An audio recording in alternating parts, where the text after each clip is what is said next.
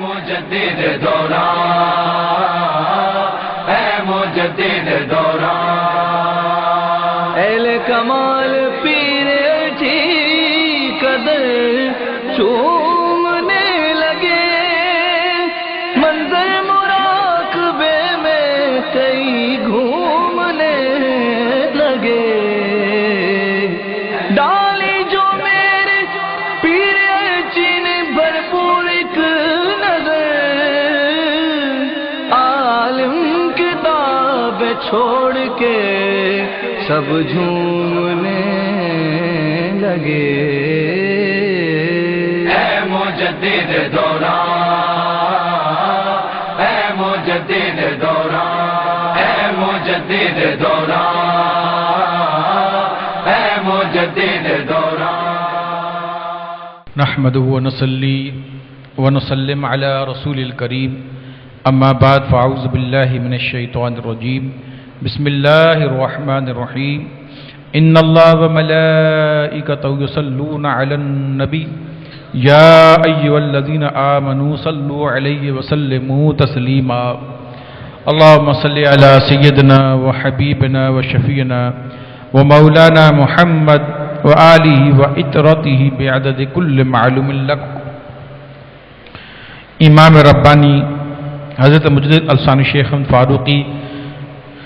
سرہندی رحمۃ اللہ علیہ، مکتوب نمبر 90 جلد اول کے اندر جو خواجہ قاسم کی طرف لکھا گیا، فرماتے ہیں حضرت حق سبحانہ تعالیٰ اس کمینی دنیا کو آپ کی نظر میں خوار اور بے اعتبار کر دے، اور آخرت کے حسن و جمال کو آئینہ باطن میں آراستہ اور مزین کر دے، بحرمت سید البشر جو نظر کی گجی سے پاک اور طاہر تھے۔ آپ رحمۃ اللہ فرماتے ہیں یہ دنیا جو کہ تمہیں دکھتی ہے، اور یہ دنیا کی جو بھی خوبصورتی اور سج دج کے جو تمہیں دکھ رہی ہے،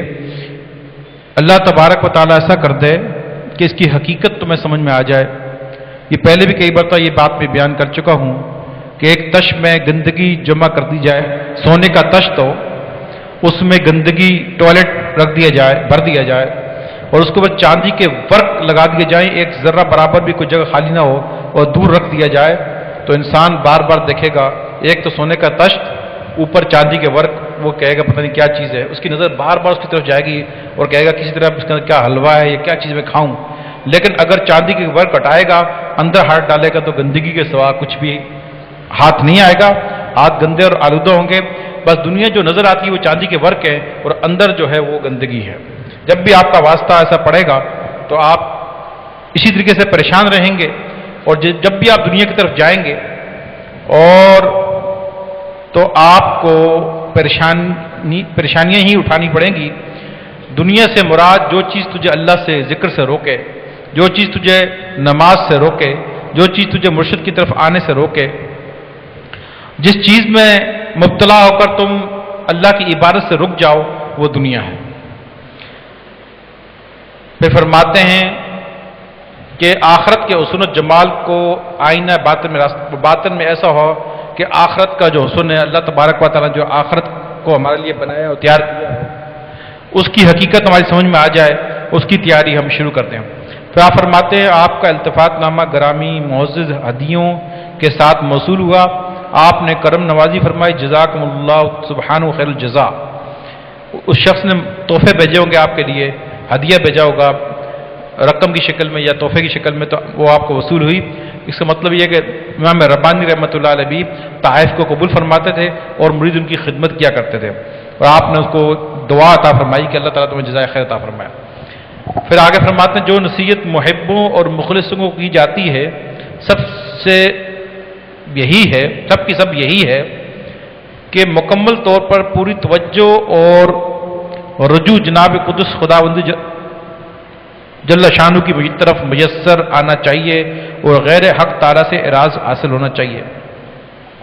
آپ فرماتے ہیں کہ سب کی سب نصیحتوں کا نچوڑ، سب کی سب نصیحت یہ ہے کہ انسان کے باطن کی توجہ پوری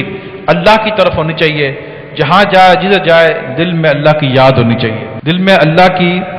یاد ہونی چاہیے، اور اللہ کا ذکر ہونا چاہیے، کسی دوسرے غیر کی طرف توجہ نہیں ہونی چاہیے، باطن کو پوری کی پوری توجہ جو ہے اللہ کی طرف ہو، اور رجوع اللہ اللہ کی طرف راجع ہو، اور اللہ کے ذکر کی طرف، اللہ کی عبادت کی طرف، اور باطن میں ہر وقت اللہ کی یاد ہو، کسی غیر کی یاد دل میں نہ اترنے پائے۔ اور جو چیز تمہیں اللہ کی یاد سے روکے، اگر اس کے دل میں آنے سے تم اللہ کی عبادت سے رک جاؤ، اس سے اعراض یعنی اس کو کبھی بھی اس کی طرف نہیں جانا چاہیے، اور اس سے اعراض یعنی دور رہنا چاہیے۔ تو آگے فرماتے ہیں، آج اس دولت عظمیٰ کا اصول اس بلند طبقہ نقش بندیہ کے ساتھ کامل اخلاص اور اس کی طرف توجہ اور رجوع کے ساتھ وابستہ ہے۔ آپ فرماتے ہیں کہ اگر تم یہ چاہتے ہو کہ تمہارا دھیان اللہ کی طرف رہے اور رجوع اللہ کی طرف تم رجوع کرو، اور باطن میں اللہ کی طرف تمہارا دھیان ہو جائے، اللہ کے ذکر سے تمہارے لطائف جاری ہو جائیں، اور غیر حق کی طرف تمہارا دھیان ہٹ جائے، فرمائے اس دولت کو حاصل کرنے کے لیے آج بلند طبقہ نقش بندیہ سلسلے کے بزرگ ہیں، ان کے ساتھ کامل اخلاص اور ان کی توجہ ان کے رجوع کے ساتھ وابستہ ہے۔ ان کے پاس بیٹھنا، ان سے توجہ لینا اور ان کی توجہ کو حاصل کرنے سے وابستہ ہے۔ اگر تم ان کی صحبت میں بیٹھو گے، ان کے ساتھ محبت کرو گے، ان کی محفل میں آؤ گے اور کامل اخلاص کی خدمت کرو گے، تو فرمایا کہ یہ کیا کریں گے؟ آگے فرماتے ہیں، ریاضات شاقہ اور مجاہدات شدیدہ سے بھی وہ چیز میسر نہیں آ سکتی۔ تو دنیا میں کتنی بھی تسبیحیں گھما لے، کتنے بھی شدید ریاستیں کر لے اور مجاہدے کر لے شدید قسم کی، وہ چیز تجھے میسر نہیں آ سکے گی جو ان بزرگوں کی ایک صحبت سے میسر آتی ہے، جو ایک نگاہ ڈال کے تمہارے دل کو جو صاف گندگی سے نکال دیتے ہیں، وہ تم اگر ساری زندگی بھی ریاستیں اور مجاہدے کرتے رہو، وہ چیز تمہیں میسر نہیں آ سکے گی جو ان بزرگوں کی ایک صحبت سے، ایک نگاہ سے، ایک توجہ سے، ایک ملاقات سے میسر آ دیتی ہے۔ کیونکہ ان بزرگوں کے طریقے میں نہایت بدایت میں درج ہے، کیونکہ ان بزرگوں کا طریقہ جو ہے، جو چیز انتہا میں دوسروں کو محسوس ہوتی ہے، یہ ابتدا میں عطا کر دیتے ہیں۔ یہ بزرگ پہلی صحبت میں وہ کچھ عطا کر دیتے ہیں جو منتہیوں کو انتہا پر جا کر میسر آتی ہے۔ دوسرے سلسلے کے بزرگوں کو جو انتہا میں جا کر یہ چیز ملتی ہے، وہ یہ بزرگ پہلی صحبت میں عطا کر دیتے ہیں، پہلی نگاہ میں عطا کر دیتے ہیں۔ ان بزرگوں کا طریقہ صحابہ کرام کا طریقہ ہے، ان کا طریقہ نقشبند سلسلے بزرگوں کا طریقہ صحابہ کرام کا طریقہ ہے، کیونکہ جو شخص بھی صحابی بنا حضور کی پہلی نگاہ سے ہی بنا ہے، حضور کی پہلی نگاہ سے ہی صحابی بنا ہے، نہ کہ 1 سال بعد یا 2 سال بعد نہیں، یا 5 سال بعد نہیں، بلکہ پہلی ملاقات میں پہلی نگاہ سے صحابی بنا ہے۔ تو فرمایا یہ طریقہ صحابہ کرام کا طریقہ ہے، پہلی نگاہ سے یہ عطا کر دیتے ہیں، ولایت عطا کر دیتے ہیں کہ صحابہ کرام کو خیر البشر علیہ الصلوۃ والتسلیمات کی اول صحبت میں وہ کمالات میسر آ گئے جو اولیاء امت کو نہایت میں پہنچ کر بھی شاید ہی میسر ہوں، کیونکہ صحابہ کرام کو پہلی صحبت میں وہ کمال نبی کریم صلی اللہ علیہ وسلم کی نگاہ سے حاصل ہوئے، عطا ہوئے، جو کہ اولیاء کرام جو ہیں امت کے، وہ ساری زندگی محنت کرتے ہیں، انتہا تک پہنچ جاتے ہیں، لیکن وہ چیز میسر نہیں آتی جو نبی کریم صلی اللہ علیہ وسلم نے پہلی صحبت میں اپنے صحابہ کرام کو عطا فرمائی۔ اور یہ چیز نہایت کے بدایت میں درج ہونے کے طور پر ہے، تو تم پر ان اکابر کے ساتھ محبت عقیدت رکھنا لازم ہے۔ فرمایا پھر جب ان بزرگوں کے اندر یہ کمال اللہ نے رکھا ہے اور وہ ایک نگاہ سے یہ چیزیں عطا کرتے ہیں، تو فرمایا تم پر لازم ہے یعنی واجب ہے کہ تم ان کے ساتھ محبت اور عقیدت رکھو، ان بزرگوں کے ساتھ محبت اور عقیدت لازمی رکھو، محبت اور عقیدت بھی ہونی چاہیے تمہاری، اور محبت بھی ہونی چاہیے، کیونکہ آج کے اس سلسلے کے جو بیان کیا اس کا نچوڑ جملہ میں بیان کر رہا ہوں جو اب آ رہا ہے۔ فرماتے ہیں کیونکہ اس محبت پر ہی معاملے کا دار و مدار ہے، سب دنیا اور آخرت، موت، قبر، سب دار و مدار اس محبت پر ہے جو تو اپنے مرشد سے کرتا ہے، اس محبت اور عقیدت پر ہے، اس محبت پر ہی سارا فیصلہ ہے جو تو مرشد سے کرے گا۔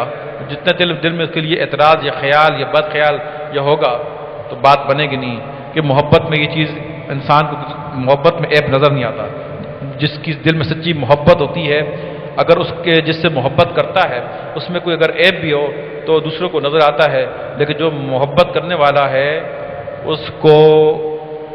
وہ عیب ہرگز نظر نہیں آئے گا، اگرچہ وہ عیب ہو اس کو نظر نہیں آئے گا، کیونکہ محبت کا تقاضا ہی یہی ہے، اگر نظر آئے تو وہ اپنے قول میں جھوٹا ہے، وہ اپنے قول میں جھوٹا ہے، کیونکہ محبت کی یہ تعریف نہیں کہ عشق اور عقل و فکر کی جہاں پر انتہا ہوتی ہے وہاں سے عشق و محبت کی ابتدا ہوتی ہے، عقل و فکر کی جہاں انتہا ہوتی ہے اور عشق و محبت کی وہاں سے ابتدا ہوتی ہے، تو لہٰذا اس کو کوئی چیز اس کے نظر آ سکتی نہیں ہے، اگر آئے تو محبت ہے نہیں، اگر ہوگی محبت تو آئے گی نہیں، اس لیے دار و مدار ہر کیونکہ معاملے کا جو بھی معاملہ ہے دنیا آخرت کا، اس کا ولایت کا، اس کا دار و مدار محبت پر رکھا گیا ہے جو تو اپنے مرشد سے کرتا ہے، لہذا اس میں کمی کبھی بھی ذرہ برابر کمی نہ کرنا،